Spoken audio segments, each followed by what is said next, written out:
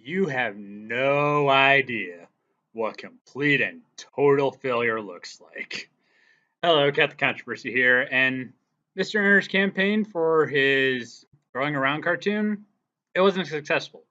He didn't reach his goal, and no funding for him. But what strikes me as odd is that there are a lot of people that are saying that his campaign was an utter train wreck, a complete and total failure, an absolute disgrace. Now, I get that a lot of this is just trying to make a catchy title and thumbnail and trying to get people to watch your video. But if you think that $10,000 worth of belief in a product is a complete and utter failure, that, what was it, like 100 people or so believed in the product, you have no idea what complete and utter failure looks like. Because I know what complete and utter failure looks like. Because I was at a complete and utter failure. My IndieGogo campaign was a complete and utter failure. What am I talking about? Well, in the summer of 2015, I was making Let's Plays with my friends, a PSS Let's Play series that was exclusive to Bitlanders. And it was all right. It was basically getting my friends together and just playing video games and having fun and making funny commentary with me pointing my crappy 144p webcam at my TV and just going through my webcam's internal microphone.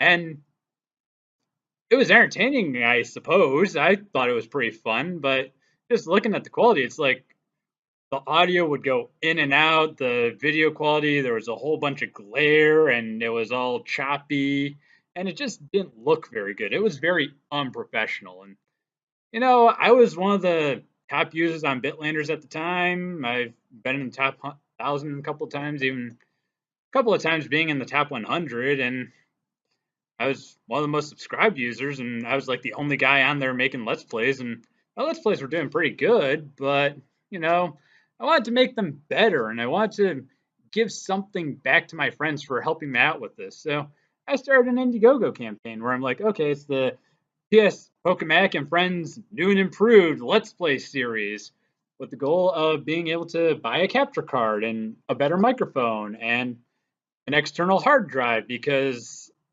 let's face it, 1080p video or 720p video or whatever resolution video we were going to be filming at was going to take up a lot more space than the highly compressed 144p video that I was already producing at the time. And even then, I was filling up my hard drive. I filled up my hard drive making Let's Play videos with my friends. It was crazy, to say the least. But yeah, that's what ended up happening. And I was like, okay. And in addition to that, I also wanted to buy my friends some pizza or some snacks because they were doing it for free. And while they were basically doing it because they were friends with me and I was friends with them and we were having a whole lot of fun playing it, it's just basically us playing video games, only turning on a video camera. But at the same time, like, I want to make something for them. I want to give something back to them. And it wasn't just that. I also wanted to give back to my fans. So the perks, they were okay, I guess. $1, I'd give you a special thank you. For $2, you'd get exclusive early access to all the videos that we filmed that season. See, I think it was at like $10, you'd be able to help support the show some else way. For $25, you could pick the game that we were going to play. Wait, that was later. It was $50, you'd be able to pick the game. For $100, you'd be able to pick the public domain movie that we were going to rip. And not only that, but get a special burned DVD that I would sign and send to anywhere in the world just for your help. And maybe it was at $10 you'd be able to get the exclusive riffs of public domain movies that you wouldn't be able to get anywhere else that'd be exclusive to the campaign. It was quite a lot, and I ran for 60 days, I think it was, and I was making videos every single day. I was just pumping out the Let's Plays that we did because we filmed a whole bunch of Let's Plays beforehand, and I was just uploading them daily to try to entice people, saying, here's our Let's Play, here's the Indiegogo link, check us out. And at one point, I even did like a press release for someone because they said, hey, this campaign is pretty cool. How about you give us a press release so we can do a little blog article about you? I'm like, okay, sure. I wrote the press release, and I thought it did pretty well. And wasn't just that, I was also doing traffic sharing sites, I think it was at the time. It was like what was it, Easy Hits for You or something, where you go to the website and you get hits that you can generate to your own website. And I was promoting my Let's Play through that too as well. And it's just like, I'm doing so much to promote it. And I'm trying so hard to fans that I think really like my stuff. My Let's Plays were doing pretty good. But halfway through the campaign, it's just like, I got nothing. No backers. Which was crazy. So I'm like, okay, halfway through, maybe it's just that my perks are too expensive. So I'm going to lower the price of the public domain movie riff to $50. And I'm going to lower the price of pick your own game to $25. And I'm going to let people do that. And it's just like, okay, guys, come on, please. I want to make this really good for my friends. And I want to make it good for you. This quality, it's meant to make it better for you.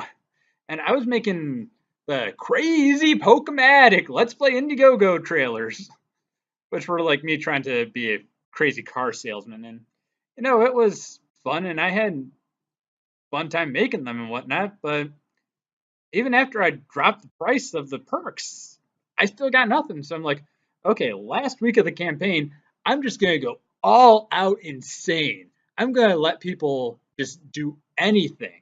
I'm going to give people basically all of the perks for $1.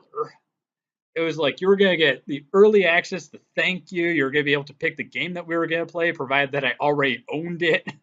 And you were going to be able to pick the public domain movie riff that we were going to do. And I was just going to make public domain movie riffs for every single dollar that we met. And it was just going to be like, at that point, I'm just like, just let me buy a bag of chips for my friends so that we'd be able to make a fun campaign, and I'd be able to at least compensate them just a little tiny bit for the time that they're putting into this.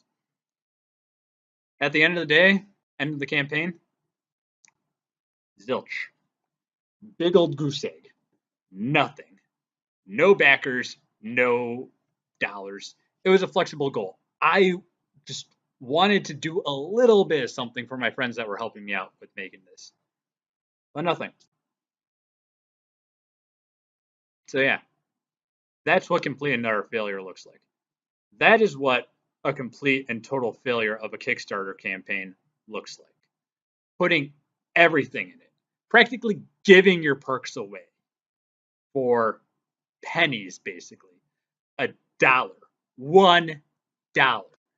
Even people that I like casually follow, if they were doing a IndieGogo and they were going to give me all of this stuff for $1, I'd just say, sure, why not? Even when I was a broke college student, I'm like, okay, here's $1.